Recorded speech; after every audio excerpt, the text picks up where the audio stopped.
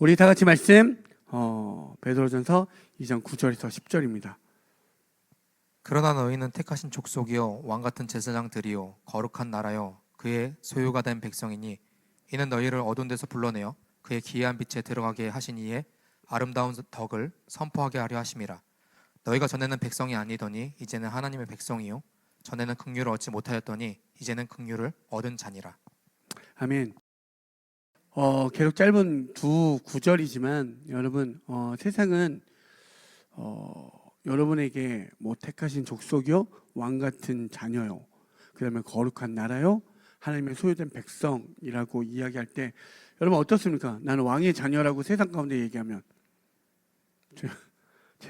제정신인가 어디 인플루언서가 왔나 이런 생각들을 할 거 아니에요.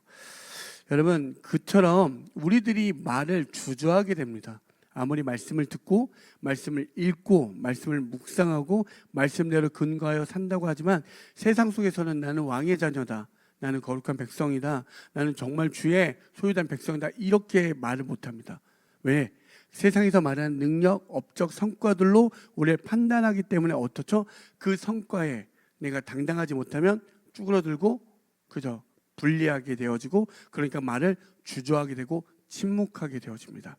그런데 여러분 개인적으로 저는 오늘 이 시간 우리가 말씀을 통해서 좀 입을 여셨으면 좋겠고 여러분들이 하나님이 어떻게 여러분을 부르셨고 어떻게 인도하시고 어떻게 이끌어 가실지를 이 두 구절의 말씀을 통해서 다시 한번 회복되어졌으면 좋겠고 그 말씀이 여러분에게 이 땅을 살아가는 데 큰 위로와 힘과 능력이 되어졌으면 좋겠습니다.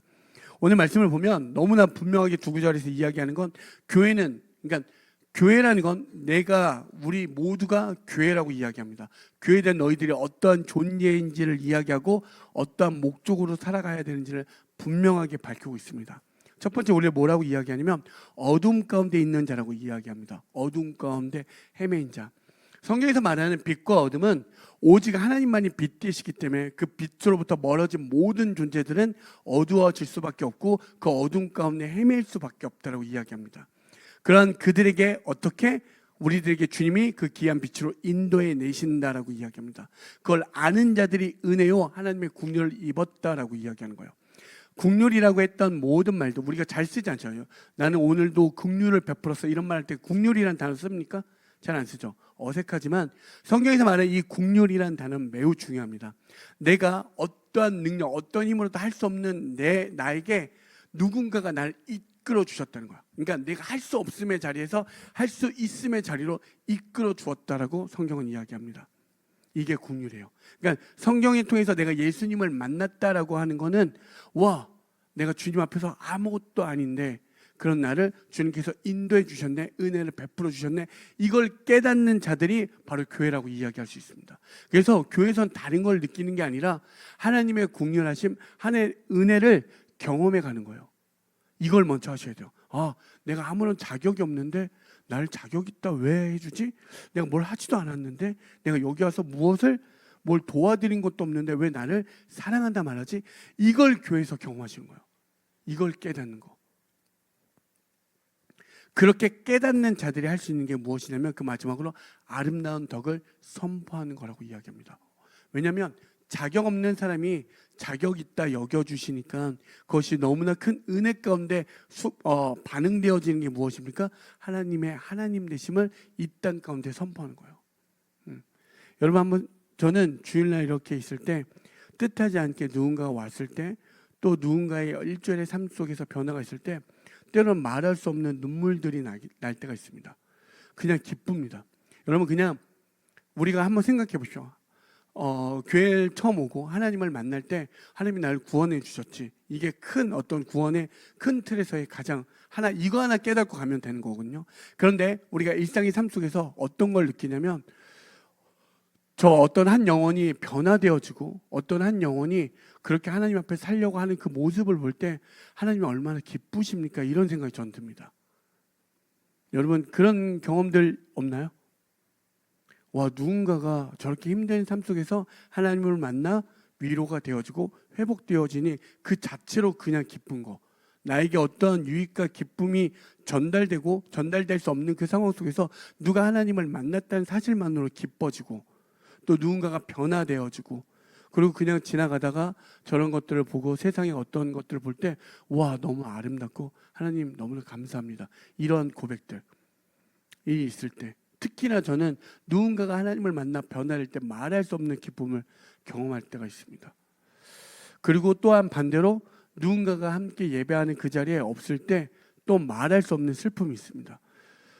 그가 왔을 때 없을 때 그가 하나님을 좀 멀리할 때 왜 이렇게 슬프냐 할 때 저에게는 그 하나님이 살아계시기 때문에 하나님이 저에겐 길 되시고 하나님 저에겐 진리 되시고 하나님 저에겐 생명 되시기 때문에 그러니까 주님을 생명이라 여기는 모든 자들은 그가 생명으로부터 멀어질 때 매우 슬퍼집니다. 정말 나왔으면 좋겠는데 정말 예배했으면 좋겠는데 정말 하나님을 좀 더 가까이 했으면 좋겠는데 이 마음으로 듭니다. 이게 하나님을 아는 자들에게 나타난 그 국률을 입은 자들이고 그 국률을 아는 자들은 세상 가운데 그 아름다운 덕 하나님의 하나님 되심을 선포하는 자리로 들어가게 됩니다. 여러분 이 은혜가 오늘 이 자리에 하신 모든 분들에게 임하기 소망합니다. 정말. 그래서 왜 주님의 그 은혜 가운데 우리를 이렇게 부르셨냐라고 할 때 하나님이 우리를 몇 가지로 이야기하냐면 너희들의 정체성은 네 가지로 이야기합니다. 베드로가 이야기하는 게 무엇이냐면 계속적으로 제가 이 이야기를 할 때 지금의 역사적 배경은 무엇이냐면 로마로부터 흩어진 너무나 나약하고 보잘것없고 불리한 그들을 향해서 지금 베드로가 편지하고 이야기하는 거예요. 너희는 택하신 족속이야. 왕 같은 제사장이야. 하나님의 거룩한 나라야. 하나님의 소유된 백성이야. 이렇게 이야기합니다. 그런데 한번 생각해 보십시오.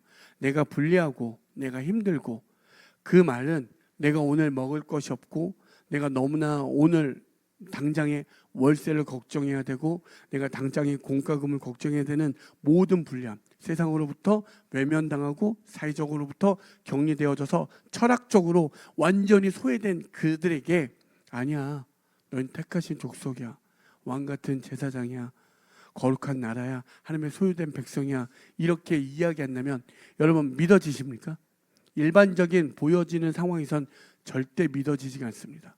그런데 성경에서 계속 말하는 놀라운 지점들은 영과 육의 세계, 보이는 세계 속에서 보이지 않는 세계가 반드시 있다라고 이야기합니다.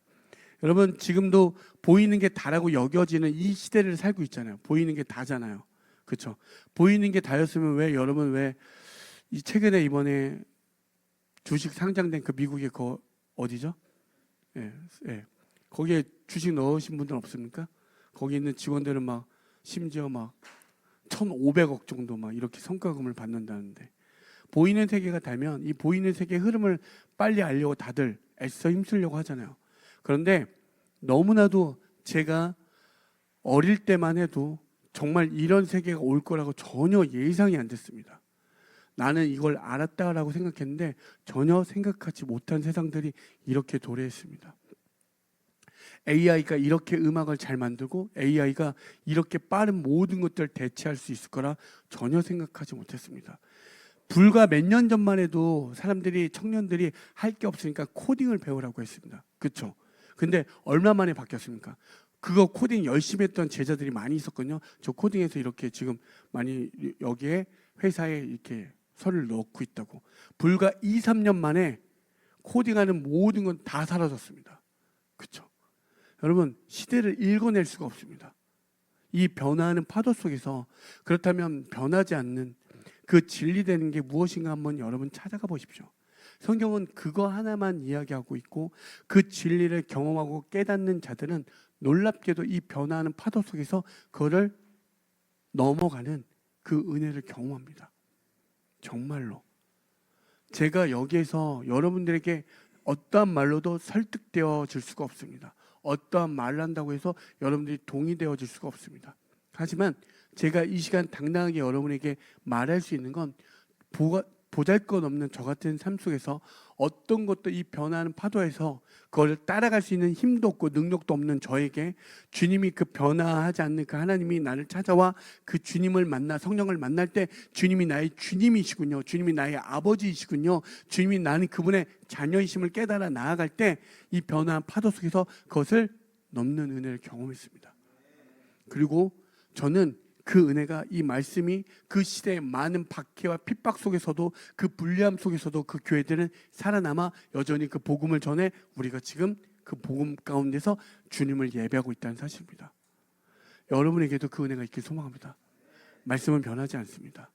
말씀은 변하지 않고 우리에게 여전히 능력되어지고 영광되어 하나님과 함께 누릴 수 있는 그 자리로 인도한다는 사실입니다. 그래서 제가 여기에서 이 자리에서 얘기할 수 있는 건 결론적으로 하나는 예수 그리스도밖에 없습니다. 그 예수 하나 때문에 때로는 많은 것들을 포기하기도 하고 그 예수님 때문에 때로는 많은 것들을 양보하기도 하고 또한 베풀기도 할 수 있는 그 은혜가 있다는 사실입니다. 여러분 정말 그 예수 그 한 분만을 만나기 소망합니다. 그래서 오늘 말한 이 네 가지의 왜 베드로가 그 불리하고 어려운 지점이 있는 그들에게 너희는 택하신 족속이라고 이야기했는지 한번 찾아보기를 원하는 건 생각해 보십시오. 당시에 예수를 만난 유대인도 있고 이방인도 있고 너무 다양한 민족들이 있었습니다. 그런데 그들 향해서 뭐라고 이야기하냐면 하나님이 아니 너희들은 오직 예수 그리스도의 피로 예수 그리스도를 통한 그 믿음을 통하여 완전 새로운 족속들이 태어났다라고 이야기하는 거예요. 완전 새로운 존재. 근데 그 존재들을 어떻게 규정하고 그 족속들을 어떻게 이야기하냐면 여러분 보십시오. 옆 사람 한번 보십시오. 생김새 다 다르고 그쵸? 스펙 다 다르고 외모 다 다르고 그쵸? 어떤 것도 여러분을 정의할 수 있는 게 없습니다. 그쵸? 이렇게 다양하게 생겼는데 잘생겼다는 기준은 뭡니까? 저기 아프리카 어떤 족은 그 이쁘다는 기준이 목이 긴 게 이쁘다고 하는데 그죠? 목만 길다고 생각해 보십시오. 네. 네. 미의 기준도 다 다르고요. 그렇죠? 외모의 기준도 다 다릅니다. 스펙의 기준, 학벌의 기준, 그렇죠?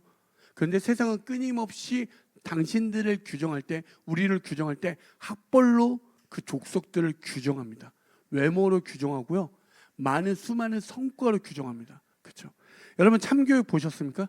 제가 가장 인상이 남았던 게 뭐냐면 서울대 의대반을 보내기 위해서 어머니가 모든 것을 그 아이를 위해서 다 하는 걸 봤습니다. 이것만이 우리가 살 길이다. 그 사람들에겐 그게 진리잖아요. 그 성과, 그 업적, 그 자리로 가야지만 여러분 서울대 의대는 1%도 아닙니다. 제가 예전에도 한번 그랬지만 예전에 들었던 말인데 나이가 많으신 의사 선생님들이 하는 말들이 있었어요. 고민이 있대요. 그분들의 고민이 뭔지 아십니까? 이제 막 새롭게 의사가 된 친구들이 한 번도 아픈 적이 없대요. 그게 고민이래요. 한자의 아픔을 고민하지 못한대요. 왜 이들이 아픈지에 대한 공감을 못한대요. 왠지 아십니까? 이들은 그러니까 의대를 들어가기 위해서 어릴 때부터 모든 관리를 다 한대요. 감기 한 번 안 걸리게 하려고. 그 정도로 관리를 한대요. 여러분 이런 세상이 있습니다. 여러분 전혀 모르죠? 이런 세상을 아십니까? 이런 세상이 있다니까요. 그들이 그렇게 해서 의사가 되는 거예요. 그러니까 누군가의 아픔을 공감할 수 없는 사람들이 우리의 병을 치료하고 있다는 사실입니다. 그게 고민이래요. 여러분 아픈데도 병원에 못 가는 그 아픔을 그분들이 알까요? 물론 아신 분도 당연히 계시겠죠. 쉽지가 않습니다. 그렇게 나누니까 문을 뜯어서 그 아이가 공부하는 걸 지켜보고 그 아이가 코피를 흘리고 뭐하건 계속 그 아이를 끊임없이 그 자리만이 답이라고 끝까지 보냅니다. 결국엔 마약까지 손대서 그 아이가 망하시는 그 파멸의 모습을 단면적으로 그 한편에 이야기하는 걸 보면서 아 진짜 우리 속에서 진리라고 하는 그 모든 것들이 얼마나 보잘것없는지 깨달았으면 좋겠다라는 생각이 들었습니다. 여러분 하나님이 어떤 스펙도 따지지 않고 외모도 따지지 않고 성과도 따지지 않고 너는 내 것이다 라고 하는 이 말 있잖아요. 너무 가치 없어 보입니다. 너는 내 것이다. 어떤 기준도 없고 다 괜찮다라고 하는 이 말. 그런데 여러분, 진리라면 그 영원한 무한대에 무엇을 더하든 빼든 그건 무한대에 이어야 됩니다. 그렇지 않겠습니까? 그런데 우리는 끊임없이 자꾸 나누려 합니다. 끊임없이.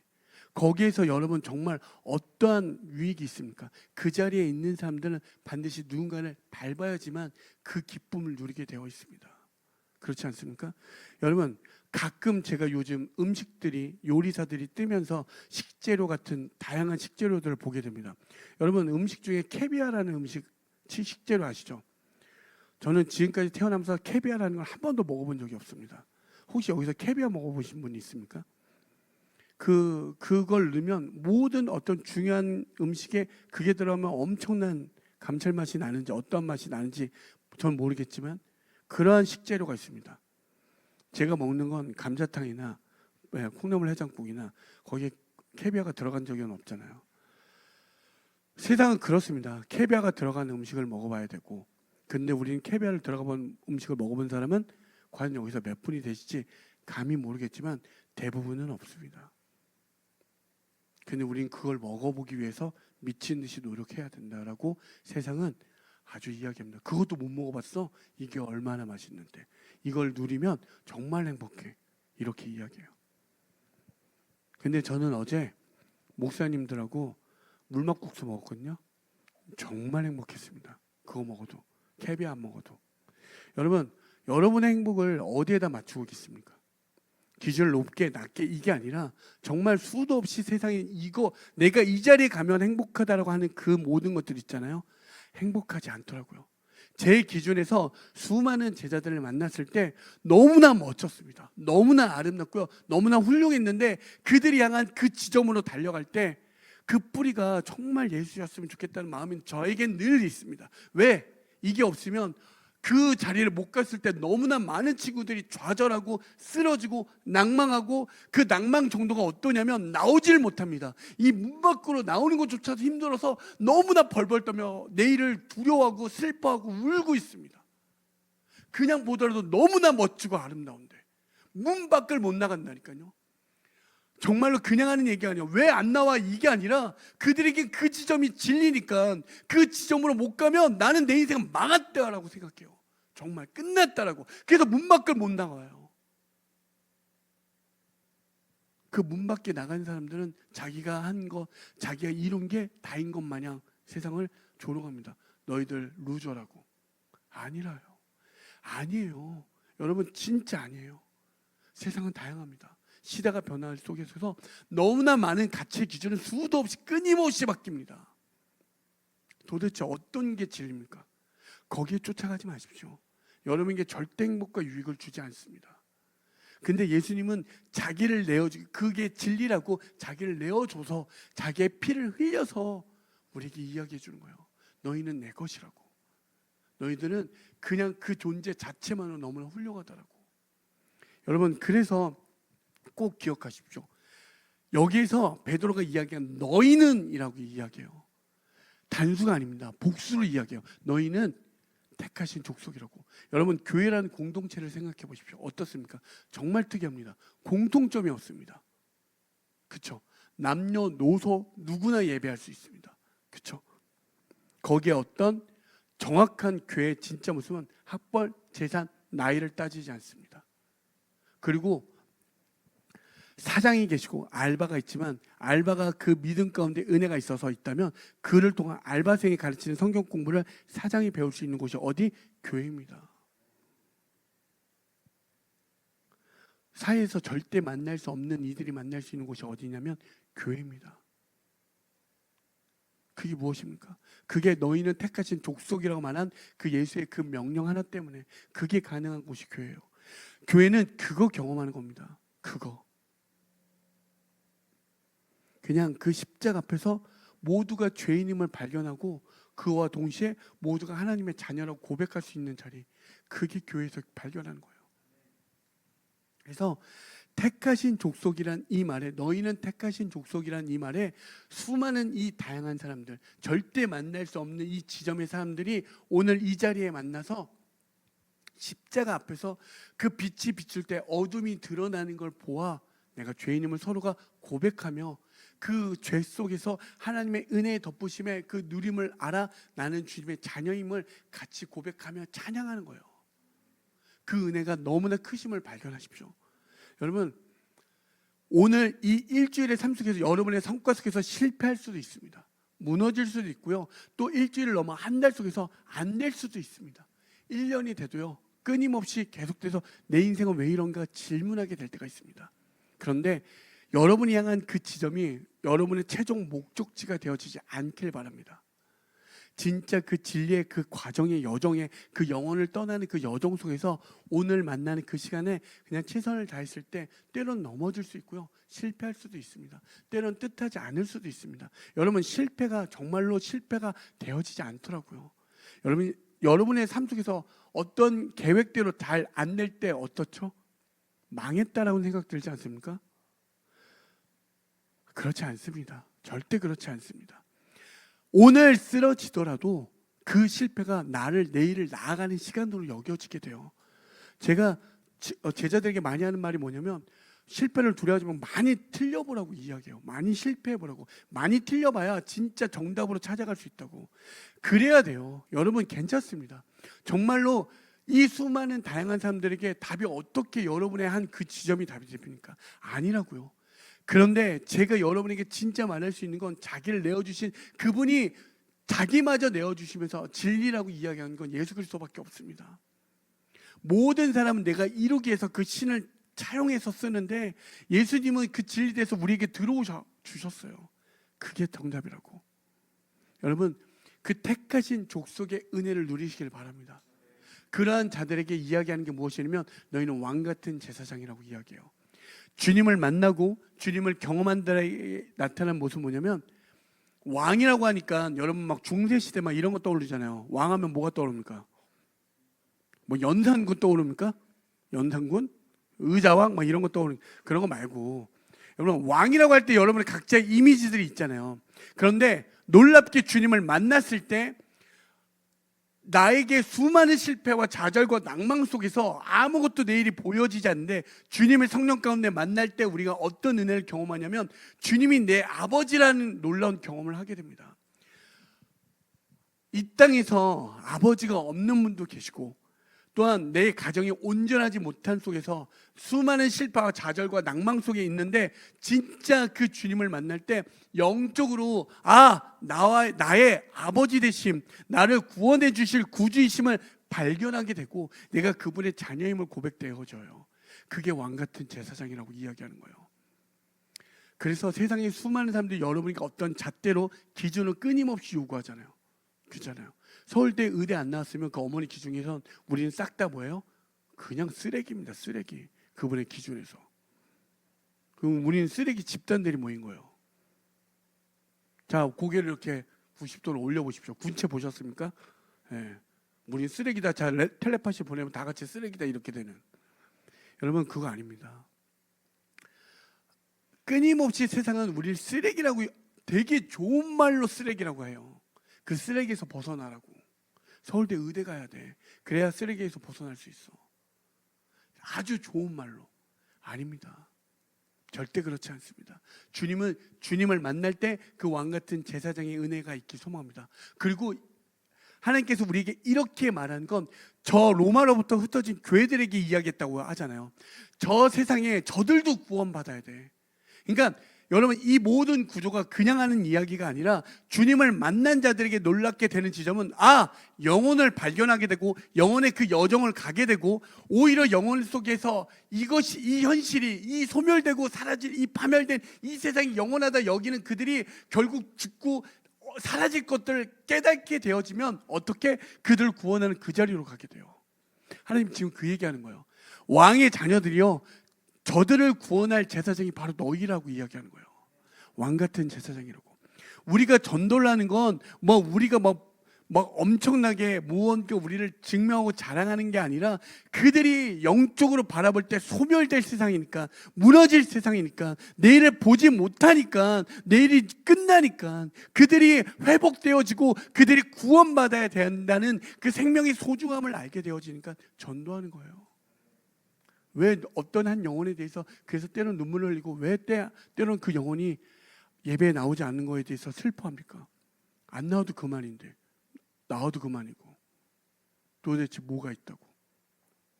교회들이 어떻게 타락한 줄 아십니까? 그 왕의 자녀로서 제사장으로 그들을 섬겨야 되는데 우린 왕의 자녀라고 여겨지고 교회들이 키우기만 했습니다. 크기만 더 크게, 세상보다 더 크고. 옛날에 이 전 세계에서 가장 큰 교회가 어디에 있는지 아십니까? 우리나라에. 세계 10대 교회가 7개가 우리나라에. 그렇게 크면 교회들이 이렇게 되면 하나님의 엄청난 축복과 은혜 가운데 있다고 우리를 착각하게 만들잖아요. 그건 다 거짓말입니다. 다 거짓말이에요. 그러니까 교회가 타락해버렸죠. 교회가 커졌다고 해서 그것이 잘못됐다는 게 아니라 교회를 키워 오히려 하나님은 사라지고 자기 교회 이름만 내걸고 증명하는 그걸로 되어지니 다 왕돼버린 교회들만 남아버린 거예요. 그래서 타락한 거예요. 그래서 회개해야 돼요. 하나님이 그리스도의 영광에 참여하라고 이야기해요. 하나님의 선하심으로 이 땅 가운데 그들이 부끄럽게 여기게 만들라고 이야기해요. 베드로전서 3장 16절에서 18절입니다. 선한 양심을 가지라. 이는 그리스도 안에 있는 너희의 선행을 욕하는 자들로 그 비방하는 일에 부끄러움을 당하게 하려 함이라. 선을 행함으로 고난받는 것이 하나님의 뜻일진데 악을 행함으로 고난받는 것보다 나으니라. 그리스도께서도 단번에 죄를 위하여 죽으사 의인으로서 불의한 자를 대신하였으니 이는 우리를 하나님 앞으로 인도하려 하심이라. 육체로는 죽음을 당하시고 영으로는 살리심을 받으셨으니. 아멘. 뭐라고 이야기합니까? 선한 양심을 가지라고 해요. 그리스도의 마음을 가지라고 이야기해요. 그게 뭐? 이는 그리스도 안에 있는 너희의 선행을 통하여 누구? 욕하는 자들에게, 그들에게 비방하는 일에 부끄러움을 당하게 하라고. 여러분, 부끄러움을 당하지 않습니다. 그런데 끝까지 예수 그리스도가 진짜 진리되고 생명되고 그 제사장의 삶을 살 때 역전되어집니다. 물어봐요. 어떻게 그렇게 하시냐고. 여러분들이 정말 예수 그리스도의 이름으로 그 생명되고 자녀되었고 내가 왕같은 제사장이고 주님이 나를 그렇게 값없는 나를 정말 주의 자녀로 삼아주실 때 그 길로 걸어갈 때 세상 사람들이 부끄러워 여기게 되어집니다. 변화되어집니다. 전도한다고 해서 이것만이 아니라 여러분이 삶을 걸어간 그 믿음의 자치만으로도 믿음의 그 증거가 되어집니다. 그들이 부끄러워요. 도대체 어떻게 그렇게 사시냐고.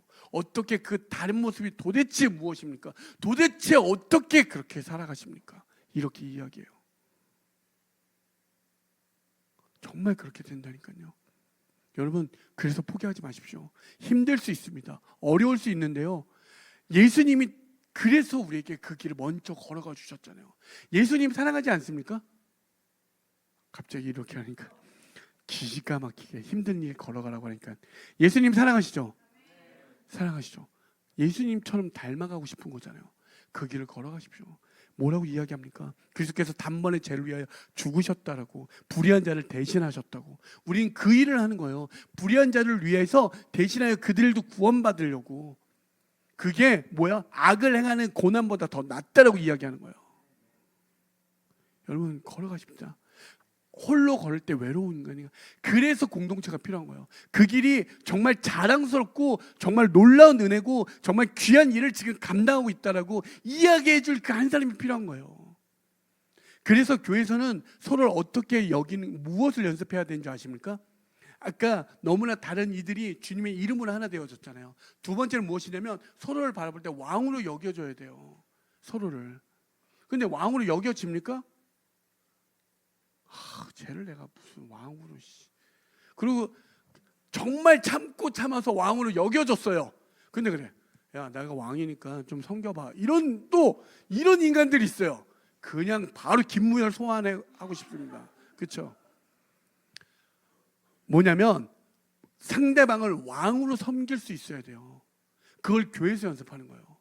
왕 같은 제사장인가? 근데 우린 서로가 제사장의 삶으로 왕인데 서로가 그걸 경험하게 해줘야 돼요. 가장 불리한 자들이 왔는데 왜 나를 왕으로 섬겨주지? 이걸 경험하는 거예요. 그래서 가장 약한 자들, 아무것도 모르는 이들이 왕으로 섬김을 받는 거예요. 도대체 교회라는 게 무엇이지? 그게 하나님의 원리니까. 그 원리를 배워가면 어떤 문제가 와도 풀린다니까요. 음악하는 대부분의 친구들이 1분짜리 쇼츠를 딱 해서 멋진 걸 막 정말 수도 없이 반복해서 연습해서 딱 올려요. 근데 실제로 연주를 해봤는데 하나도 못하는 거예요. 즉흥에서 새로 막 화성을 바꾸고 뭘 막 하고 하니까 이렇게 해보자 하니까 갑자기 내정지가 와요. 뭔지 아십니까? 원리를 모르니까 순간적인 건 보일지 몰라도 그 원리를 모르니까 못하게 되어 있는 거예요. 반드시 원리를 알잖아요. 그 모든 다양한 수많은 변화하는 문제를 풀어낼 수 있습니다. 여러분 왜 문제가 안 풀린 줄 아십니까? 그 원리를 모르니까. 원리라니까. 수학 선생님이 아무리 가르쳐줘도 그냥 보고 베끼기만 하니까 됩니까? 원리를 알아야죠. 원리를 알다 보면 1 더하기 1은 2가 아니라는 사실을 수학하신 분들에게 저는 배웠습니다. 1 더하기 1이 2가 아니래요.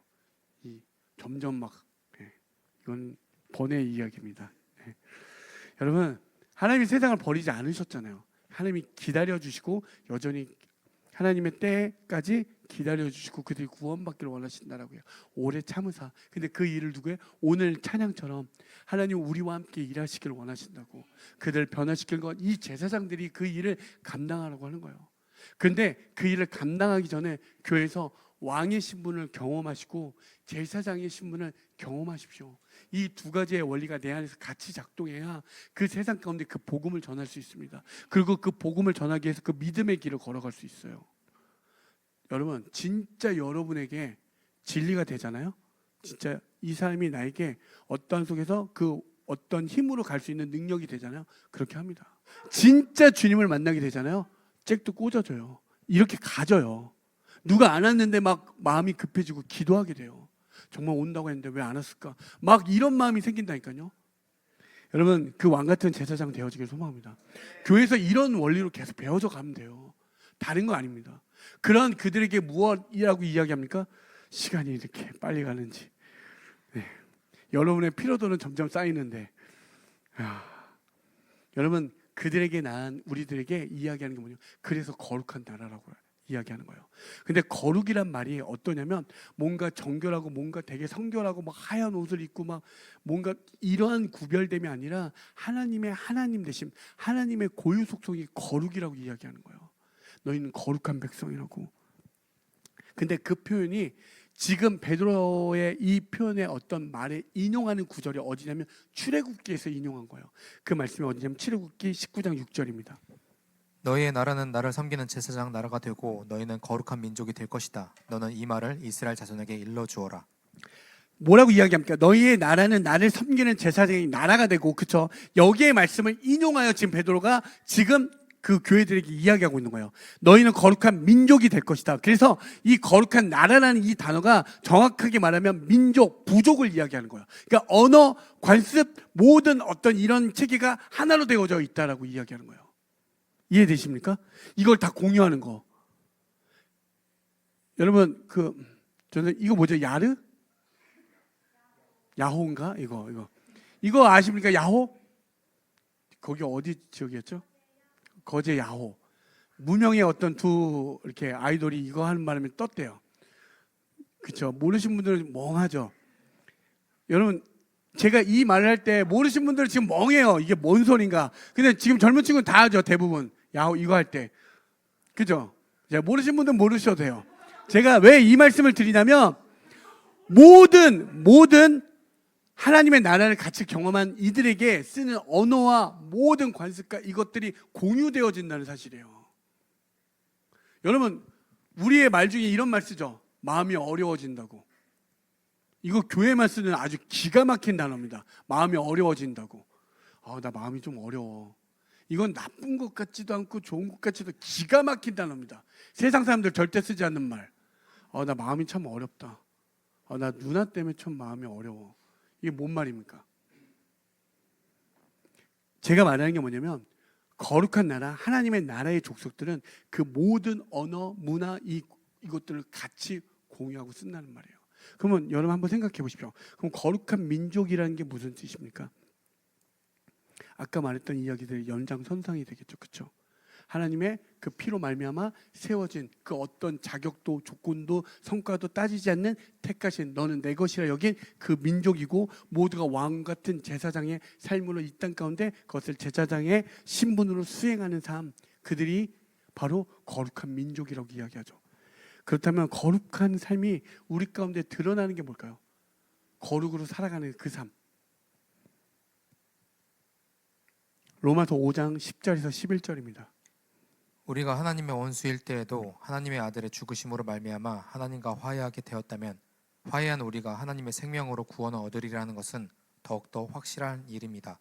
그뿐만 아니라 우리는 또한 우리 주 예수 그리스도로 말미암아 하나님을 자랑합니다. 우리는 지금 그로 말미암아 하나님과 화해를 하게 된 것입니다. 그렇죠. 어두운 가운데 빛을 인도하시는 주님 때문에 그게 예수 그리스도로 말미암아 하나님과 인간이 단절되었는데 그것들 연합시켜 됐다라고 이야기하잖아요. 그걸 화해했다라고 지금 표현하고 있습니다. 로마서는 그들에게 경험된 건 무엇? 그것을 아는 자들은 무엇이라고 이야기합니까? 주 예수 그리스도로 말미암아 하나님을 자랑합니다라고 되어집니다. 그러니까 내가 하는 모든 것 속에서 누구만을 자랑해? 예수 그리스도만을 자랑하는 그 자리로 가는 게 거룩한 민족이라고 이야기하는 거예요. 그러니까 쟤는 왜 맨날 툭하면 예수만 얘기하나? 여러분 가만 생각해 보면 하나님의 은혜를 알고 그 은혜를 경험한 자들에게 나타난 모든 것이 주의 은혜라고 이야기하는 거예요. 하나님만 드러낼 수밖에 없는 거예요. 분명히 내가 노력한 거 맞죠. 내가 열심히 한 것도 맞죠. 근데 이렇게 열심히 했고 노력했고 이 모든 근거와 뿌리 루트가 어디라고? 하나님의 은혜. 그 하나님의 은혜밖에 얘기할 수가 없는 거예요. 그래서 세상 가운데 하나님만을 예배하고 하나님만을 선포하는 게 거룩한 민족이 이 땅 가운데 드러나는 모습이에요. 그래서 여러분 예배 자리에 오셨잖아요. 예배 자리에 오실 때 일주일 어떻게 사셨습니까? 치열하게 살아내셨잖아요. 정말 힘들고 어쩌면 내일에 대한 오는 그 불안한 그 두려움 속에서 내일이 안 왔으면 하는 사람들 수도 없이 있다고요. 그 속에서 너무 치열하게 산 그들에게서 오늘 예배 자리는 내가 누구인지 그 정체성이 드러나는 시간이에요. 다시 한번 확인하는 시간이에요. 그래서 예배에 오는 거예요. 세상은 끊임없이 성과, 업적, 수고, 외모로 판단할 때 이게 아니구나. 그래서 예배 자리에 오는 거예요. 그거 확인하시라고. 그리고 세상에 어떻게 이야기합니까? 잘 살고 행복하려면 돈과 성과를 내라고 규정할 때 아니? 어떻게? 세상에 그 어떤 것도 나를 규정할 수 없고 나는 하나님의 백성임을 예배 가운데 발견하시는 거예요. 그리고 그 예배는 오늘 단순히 그것을 확인하는 게 끝나는 게 아니라 현실을 피하게 현실을 도피하는 어떤 현실 부적응량들 사회 부적응량들이 모여서 지들끼리 무슨 이렇게 위로하는 시간이 아니라 어떻게 세상에 들어가서 왕의 자녀로 선포하는 시간입니다. 여러분 주저하지 마시고 그 은혜가 있길 소망합니다. 그걸 무엇이라 이야기하면 그게 거룩한 민족이에요. 왜 그렇게 말씀하시냐면 하나님의 소유된 백성들에게 나타나는 게 무엇이냐면 마지막으로 출애굽기 19장 5절입니다. 세계가 다 내게 속하였나니 너희가 내 말을 잘 듣고 내 언약을 지키면 너희는 모든 민족 중에서 내 소유가 되겠고. 여러분 잘 보십시오. 세계가 다 내게 속하였나니 너희가 내 말을 잘 듣고 내 언약을 지키면 너희는 내 모든 민족 중에서 내 소유가 되겠고 라고 되어 있습니다. 모든 세상이 하나님의 소유라고 이야기하는데 그 소유를 떠난 자들이 누구? 우리라고 이야기하는 거예요. 세상이라고 이야기하는 거예요. 세상은 그 소유를 던져 버렸다라고 이야기하는 거예요. 그런데 하나님이 지금 어떻게 이야기하냐면 그 열방을 포기하지 않았다라고 이야기하는 거예요. 저 로마 제국 있죠. 저 로마 제국을 회복시키고 여러분 AD 60년에 로마의 대화재가 일어나죠. 역사적인 걸 보면 내려가 불을 태웁니다. 그리고 이 화재에 대한 그 어떤 원인을 누구에게 돌리냐면 예수를 믿는 사람들에게 다 돌립니다. 정말 끔찍한 처형과 그 어려움을 당하는 그 시대 속에서 성경이 기록되어져 있던 부분이 꽤 많습니다. 그런데 그 로마를 재건하고 회복시킬 수 있는 그 이후 저 세상이 여전히 어떤 유명한 CEO든 세상에서 잘 나가는 그들이 우리를 정말 유토피아로 이끌어 주는 게 아니고 그들이 우리를 살려주는 게 아니라 누구라고 이야기하냐면 하나님의 소유된 백성이 그 땅을 회복시킬 수 있다라고 우리에게 이야기하는 거예요. 마지막에는 세상 가운데 들어가라고, 세상 가운데에서 멀어지는 게 부름을 받았고 우리가 부르심을 받았지만 다시 한번 세상 가운데 보내지라고 이야기하는 거예요. 여러분, 이 원리로 가시면 돼요. 다른 거 이야기하지 않습니다. 왜? 세상이 그들이 자기네 세상을 구원할 거라고 이야기하지만 아니, 그렇지 않습니다. 성경은 분명하게 누구? 그 교회된 우리들을 향하여 모든 불리함과 어려움과 고난과 역경에 있는 그들을 향하여 하나님의 은혜에 입은 너희들이 이 땅을 회복시킬 수 있다라고 우리에게 명백하게 이야기하고 있습니다. 여러분, 포기하지 마십시오. 여러분, 혹시 오늘 이 자리 가운데 어떤 삶 속에서 무너짐과 실패가 있다면 그것으로 인하여 여러분을 규정하지 마십시오. 그 어떤 것도 여러분을 규정할 수 없습니다. 여러분, 어떤 삶이 여러분에게 옳은 삶이냐라고 할 때 여러분이 생각한 그 지점이 정말 그 지점이냐? 정말 그것이 나에게 완벽한 지점이냐? 아니요, 그렇지 않습니다. 절대 그렇지 않습니다. 삶을 살아보십시오. 여러분이 꿈꿨던 그 자리가 영원할 거라 여겨지지만 아니요, 금세 바뀌어지더라고요. 여러분, 걱정하지 마십시오. 정말 여러분에게 실패와 낙담, 좌절이 있다면 다시 주의 말씀을 한번 다가가 보십시오. 기도하십시오. 그 성령께서 임할 때 그 이사야의 말씀은 그 성령이 임할 때 우리에게 진짜 참된 평안과 안식을 준다라고 이야기해요. 그들에게 나타나는 그 은혜는 우리에게 진짜 다시 한번 우리의 무너졌던 마음들을 회복시켜줘요. 내가 누구인지, 내가 누구에게 속한 자인지, 내가 무엇을 이뤄서 내가 누구인지를 증명하는 게 아니라 내가 누구의 자녀임을, 내가 누구에게 속해 있음을 알아 진짜 참된 자녀임을 알게 되어줘요. 그들은 그 어떤 것도 여러분을 무너뜨릴 수 없습니다. 한번 생각해 보십시오. 세상에 여러분이 믿을 만한 백이 가장 큰 사람보다 큰 사람이 나의 아버지라 여겨지면, 나의 주인이라 여겨지면 여러분을 무너뜨릴 수 있습니까? 없다는 거예요.